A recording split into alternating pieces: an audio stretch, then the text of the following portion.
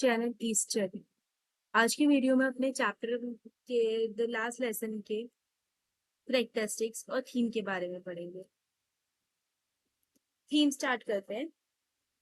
The theme of the story the last lesson is linguistic chauvinism of the proud conquerors. Linguistic chauvinism का मतलब मैंने ऊपर mention कर दिया है, आप सब इनके स्क्रीनशॉट लेकर रख लीजिए, तो फिर आप बाद में इनको फर्दर यूज कर सकते हैं स्टडी के लिए। स्टडी मटेरियल इंपॉर्टेंट सोर्स मिल जाएगा आपके। The aggressive and irrational notion that one's language is superior than others. Aggressive मतलब जबरदस्ती की। Irrational मतलब इसका कोई रीजन नहीं है, बिहाइंड इस चीज के पीछे कोई रीजन नहीं है। ये किसी की मान्यता मानना कि मेरी जो लैंग्वेज है वो दूसरों की लैंग्वेज से सुपीरियर है, इसको पता है लिंग्विस्टिक शॉविनिज्म, बट ये गलत है।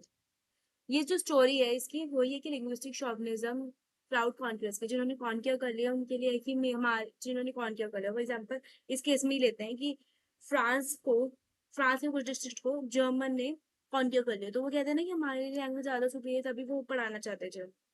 अच्छा, एक इम्पॉर्टेंट बात बतानी थी कि ये जो लिंग्विस्टिक शॉविनिज्म वर्ड्स है ना, ये बहुत इंपॉर्टेंट है, टीचर्स को बहुत अट्रैक्ट और इम्प्रेस करते हैं। सो आप ये वर्ड्स को अपनी इंपॉर्टेंट वर्ड लिस्ट में डाल लीजिए और इनको यूज जरूर कीजिएगा question. And the pain that is inflicted on the people of a territory by taking away the right to study or speak their own language and thus make them alien in their own land of birth.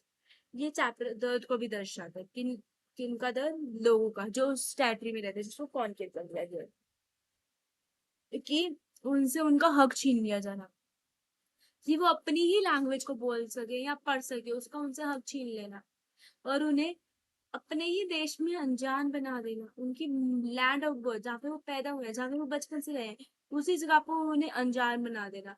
ये story की सब theme ये भी है। It highlights the attitude of the students and teacher to learning and teaching. ये जो है chapter ये हमें एटीट्यूड भी बताता है कि इनका टीचर्स का भी और स्टूडेंट्स का भी, लर्निंग की तरफ और पढ़ाने की तरफ भी, पढ़ने की तरफ भी, पढ़ाने की तरफ भी। जो स्टूडेंट्स और टीचर्स है, जैसे कि वो स्टूडेंट्स जो वो आधा पढ़ने में ध्यान नहीं देते थे, या टीचर जो है जब उन्हें जाना होता था कहीं पर तो बच्चों को छुट्टी कर देते थे फिशिंग पे जाने के लिए, वाटर भी करने भेज देते थे, ये सब चीजें। Though the story is located in a particular village of the Alès district of France had passed into the Prussian soldier, it is universal appeal.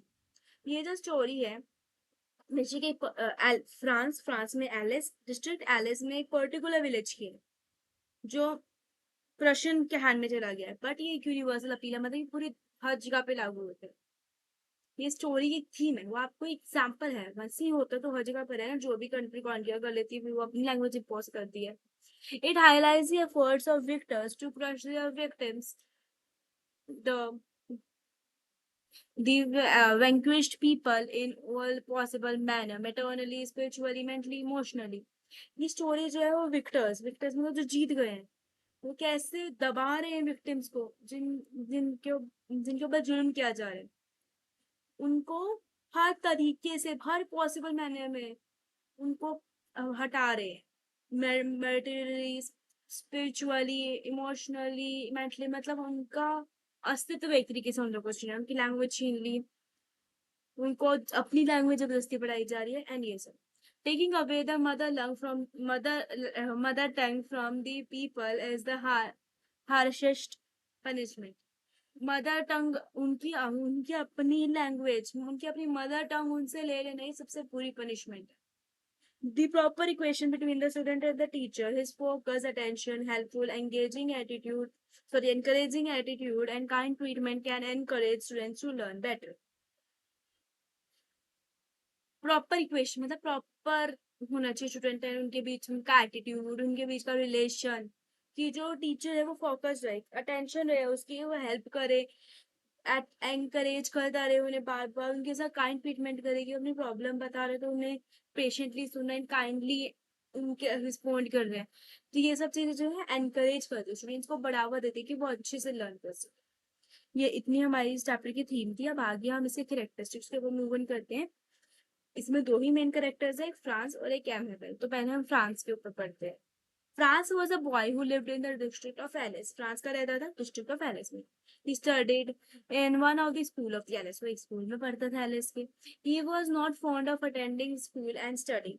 उसको ना कुछ ज्यादा इंटरेस्ट नहीं था स्कूल अटेंड करने में और पढ़ने में.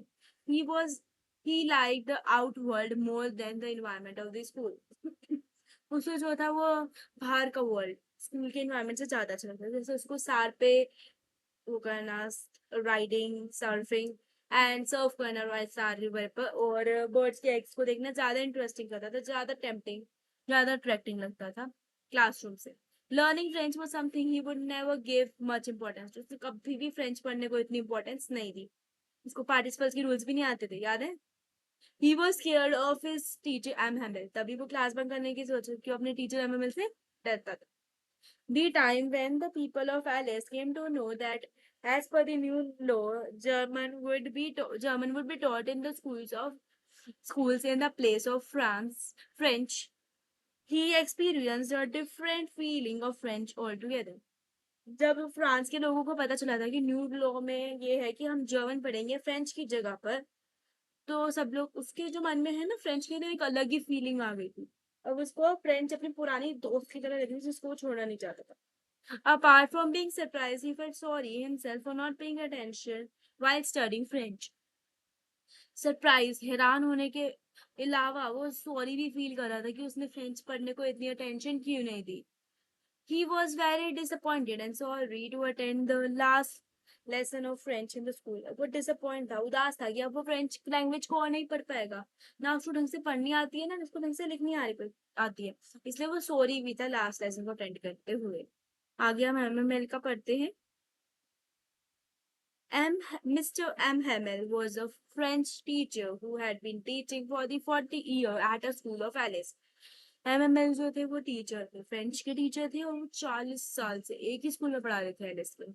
He was a strict teacher who all together kept an iron ruler under his arm in order to punish the children for not doing the work. वो जो थे स्ट्रिक्ट टीचर, वो अपने आयरन का एक रूलर रखते थे आर्म के नीचे, बच्चों की पिटाई करने के लिए वो अपनी कर आते थे. He thought for the welfare of children and their better future. वो सोचते थे कि पिटाई करने से जो है बच्चे का वेलफेयर होगा, बच्चे जो है पढ़ाई लिखाई करेंगे तो उनका बेटर फ्यूचर बनेगा. He was disciplined and honest towards his studies. वो जो थे प्रॉपर डिसिप्लिन थे, टाइम पर आना, टाइम पर जाना एंड ऑल दैट. बहुत होनेस्ट थे अपनी ड्यूटीज के लिए. उनका ड्यूटी है बच्चों को पढ़ाना, वो अच्छे से पढ़ाकर जाते थे. बच्चे नहीं पढ़ते थे उनको पिटाई करके भी पढ़ाते थे. Having heard about the order that came from the Berlin, he got too depressed and emotional on his last day. जब उन्होंने ऑर्डर सुना था ना बर्लिन से, तो बहुत ज्यादा डिप्रेस्ड हो गए थे और इमोशनल भी हो गए थे. याद है ना वो कैसे कैसे ग्रास्प कर रहे थे एक चीज को. He thought everybody the importance of his mother tongue and requested them to guide their language because it is the only key to escape the prison of slavery. उसने जो था लास्ट डे पर सब लोगों को मदर टंग की importance भी बताई थी. उसको कहा था कि गार्ड करके बचा कर रखना, क्योंकि यही चाबी है गुलामी से. He was very honest, patriotic and hard working person. वो जो बहुत हॉनेस्ट थे, बहुत बड़े देशभक्त थे और बहुत ज्यादा हार्ड वर्किंग पर्सन थे.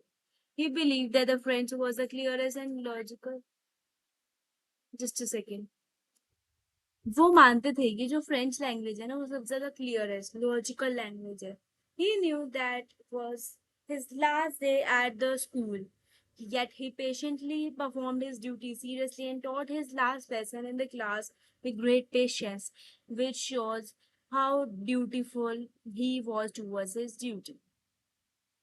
उनको पता था कि उनका लास्ट लेसन है, वो ढंग से पढ़ाए ना पढ़ाए कोई कुछ नहीं करेगा उन्हें. फिर भी उन्होंने अपनी ड्यूटीज को जो है वो पूरी शिद्दत से निभाया. अच्छे से बच्चों को पढ़ाया लास्ट लेसन में, और बहुत पेशेंटली पढ़ाया एंड उन्होंने अपनी ड्यूटी को अच्छे से निभाया. He held himself and the parents responsible for poor performance of the people of Alice. आई ना पीपल की जगह पर ना स्टूडेंट आना चाहिए. उन्होंने जो है वो अपने आप को और पेरेंट्स को रिस्पॉन्सिबल ठहराया. पेरेंट्स क्यों? क्योंकि वो कुछ थोड़े से पैसों के लिए बच्चों को जो है मिल्स पर भेज देते थे. और अपने आप को क्यों? और ना उनकी स्टडीज पे ज्यादा ध्यान देते थे. अपने आप को क्यों? क्योंकि वो जैसे फ्रांस को पानी देने के लिए पौधों को भेज देते थे, फिशिंग करनी जानी थी तो छुट्टी ले लेते थे.